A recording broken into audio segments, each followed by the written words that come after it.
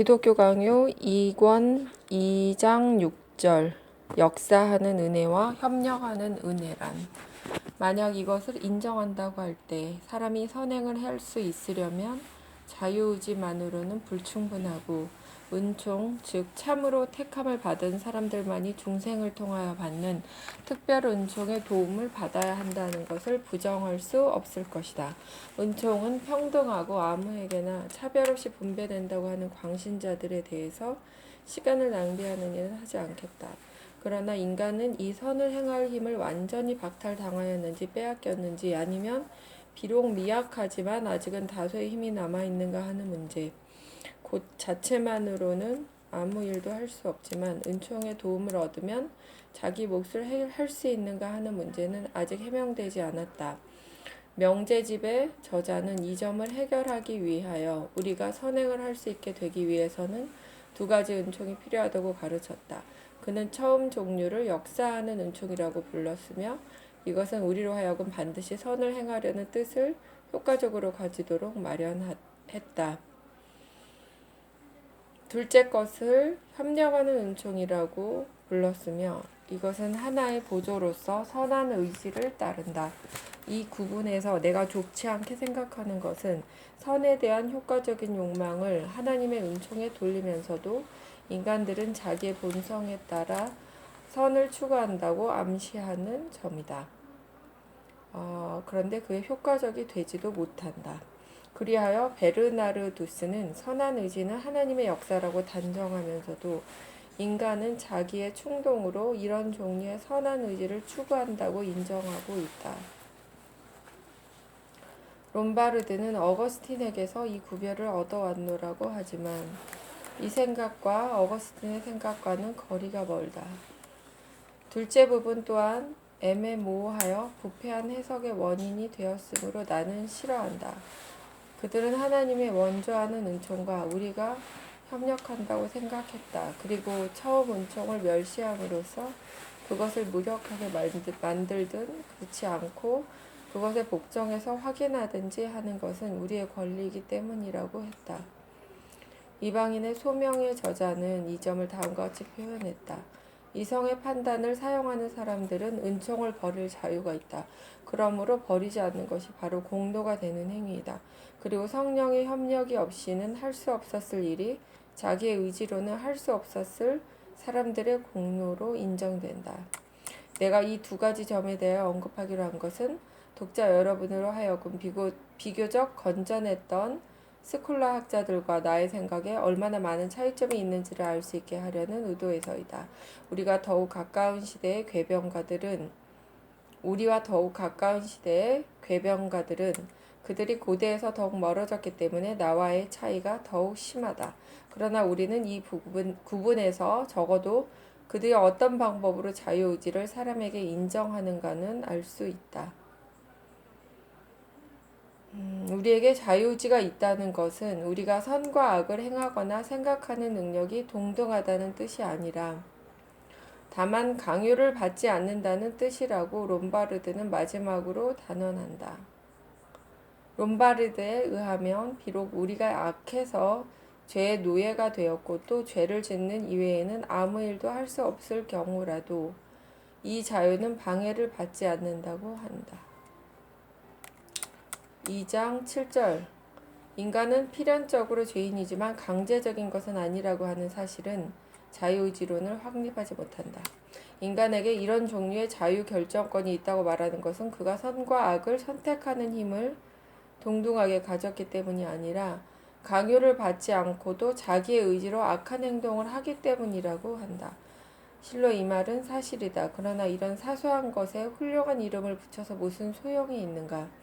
인간이 강제로 죄를 섬기는 것은 아니지만 자원에서 노예가 되었으며 인간의 그 의지는 죄의 족쇄로 묶여 있다고 하니 이 얼마나 고귀한 자유인가.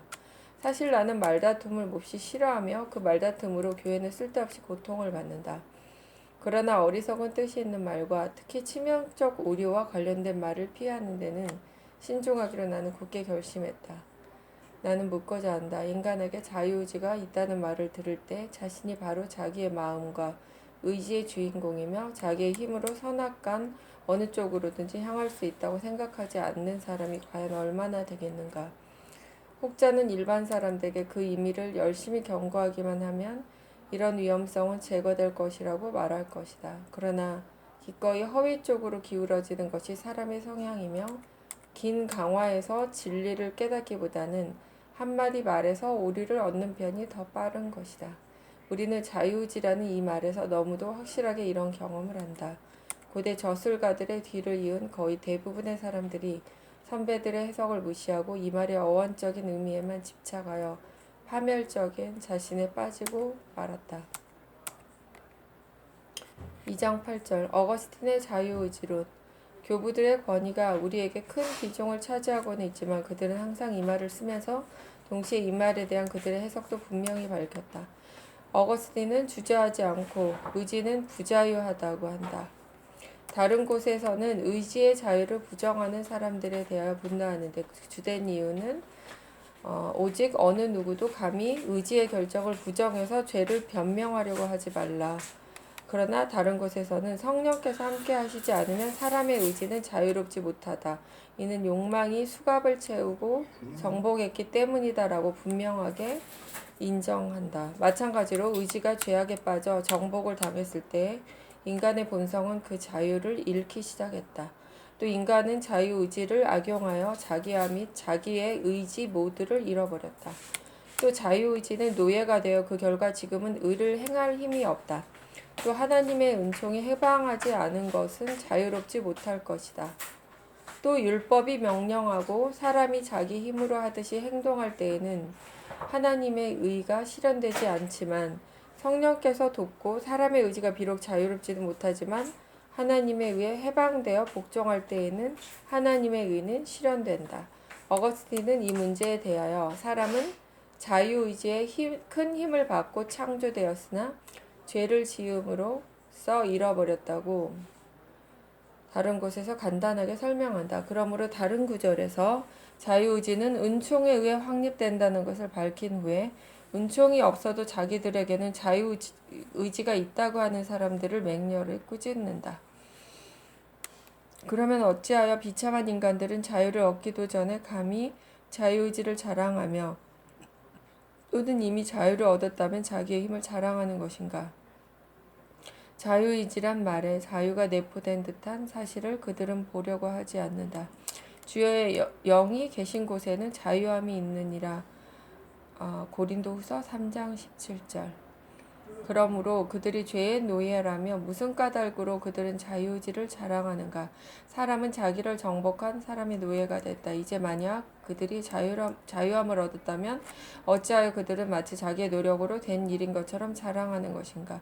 나를 떠나서는 너희가 아무것도 할 수 없느니라. 요한복음 15장 5절에 말씀하신 분의 노예가 되기를 원하지 않으리만큼 그들은 자유로운가? 참으로 그는 다른 곳에서 이 말의 사용을 조롱하는 듯이 보인다.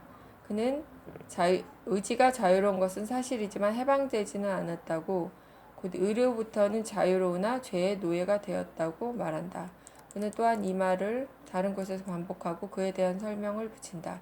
사람은 의지의 결정에 의해서만 의로부터 자유롭게 되며 구주의 은총에 의하지 않고는 죄로부터 자유롭게 되지 못한다. 사람의 자유는 의로부터의 해방에 불과하다는 그의 단정은 그 어리석은 이름을 적절하게 조롱하는 듯이 보인다. 이 말을 사용하면서도 나쁜 의미로 해석하지 않을 수 있는 사람이 있다면 나는 더 이상 이 문제를 가지고 그를 괴롭히지 않겠다. 그러나 이 말을 보존하는 데는 반드시 큰 위험성이 따르며 따라서 폐기하는 것이 교회를 위해 큰 도움이 되리라고 나는 생각한다. 나 자신은 이 말을 쓰지 않기를 원하며 나의 조언을 구하는 사람이 있다면 그들도 이 말을 피하기를 바란다. 2장 9절 교부들 사이에는 진리의 음성들. 아마 내가 어거스틴을 제외한 다른 모든 교회 저술가들은 이 문제에 대하여 여러 가지로 애매모호한 말을 했기 때문에 그들의 저술에서는 아무 확실한 것도 얻을 수 없다고 나는 인정했는데 이것이 내게 대한 큰 오해를 일으킬 것 같다. 그들은 모두가 나와는 반대 입장이므로 내가 그들에게서 이 문제에 대하여 발언을 못하도록 빼앗으려고 하는 것으로 해석하는 사람들도 있을 것이다. 그러나 경건한 사람들에게 간단하고 성실하게 알려주려는 것 외에는 내게 아무런 다른 의도도 없다. 이 문제에 대하여 교부들의 의견을 따른다면 일반 신자들은 항상 불안 중에서 허덕일 것이다. 때로 이 저술가들은 인간은 자유의지의 힘을 빼앗겼기 때문에 은총에서만 피난처를 구한다고 가르치기도 한다. 또 어떤 때에는 사람에게 자신의 무장을 제공하는 것 같이 보인다. 자신의 무장을 제공한다. 그러나 모호한 생각을 가르치면서도 그들은 인간의 덕성을 없는 것으로 또는 낮은 것으로 평가하였으며 모든 선행에 대한 공로를 성령께 돌렸다. 그리고 이 점을 증명하기는 어려운 일이 아니다. 이제 나는 분명히 이런 생각을 가르친 발언을 몇 개 소개하겠다. 어거스틴도 자주 반복한 키프리아누스의 말이 있다. 우리의 것은 하나도 없으며 따라서 우리는 아무것도 자랑해서는 안 된다. 이 말은 사람은 자기의 권리라고 할 것이 전혀 없게 되었으므로 하나님께 전적으로 의지할 줄을 알아야 한다는 뜻이 아니고 무엇인가. 어거스틴과 유케리우스는 생명나무를 그리스도라고 해석하면서 이 나무에 손을 내미는 사람은 살 것이라고 말한다.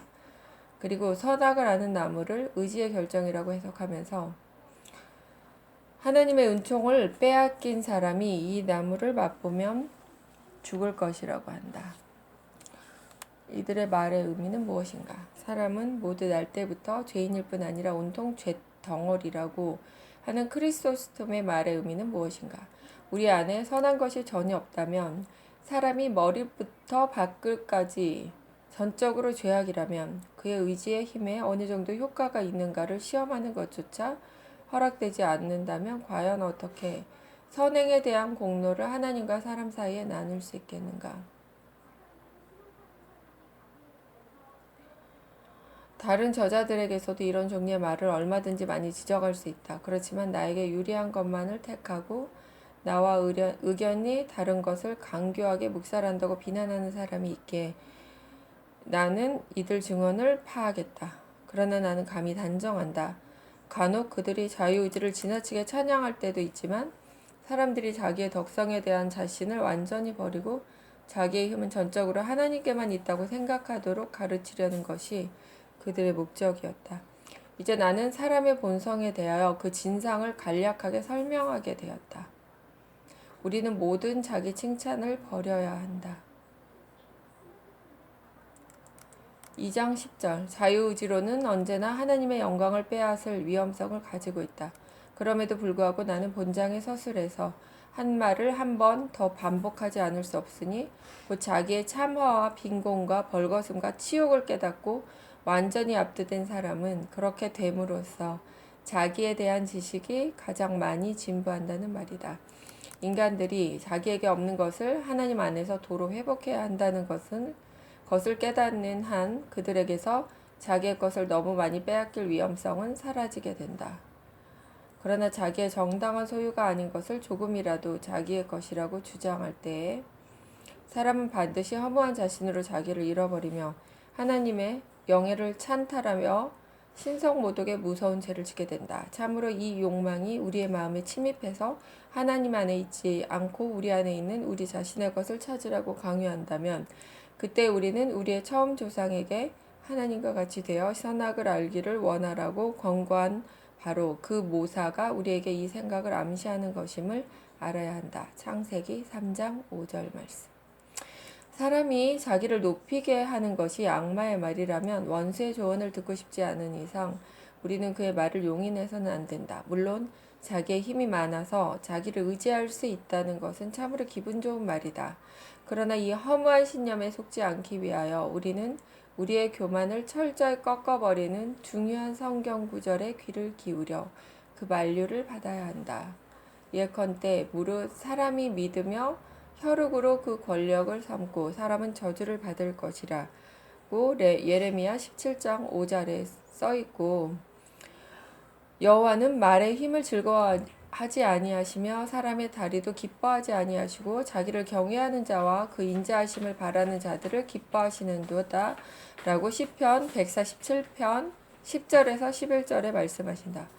피곤한 자에게는 능력을 주시며 무능한 자에게는 힘을 더하시나니 소년이라도 피곤하며 곤비하며 장정이라도 넘어지며 자빠지되 오직 여호와를 앙망하는 자는 새 힘을 얻으리니 라고 이사야서 40장 29절에서 31절에 말하고 있다. 이 모든 구절의 목적은 우리가 하나님의 호의를 원한다면 아무리 작은 힘일지라도 그것이 우리에게 있다는 생각을 믿지 말라는 것이다. 하나님께서는 교만한 자를 물리치시고 겸손한 자에게 은혜를 주시기 때문이다.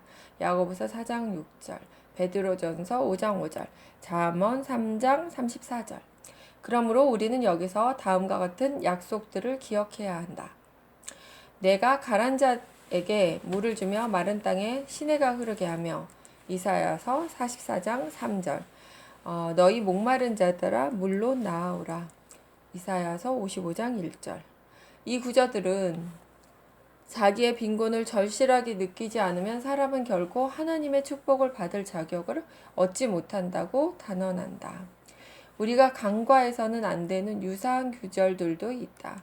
예컨대 이사야서에 다시는 낮에 해가 내 빛이 되지 아니하며 달도 내게 빛을 비추지 않을 것이요 오직 여호와가 내 영영한 빛이 되리라는 말씀이 있다. 이사야서 60장 19절 말씀. 틀림없이 주께서는 종들에게서 해와 달의 빛을 빼앗으시지 않는다. 그러나 주님만이 홀로 그들 안에서 영광을 나타내시고자 하심으로 그들이 가장 훌륭하다고 생각하는 이런 것들도 믿지 말라고 하시는 것이다.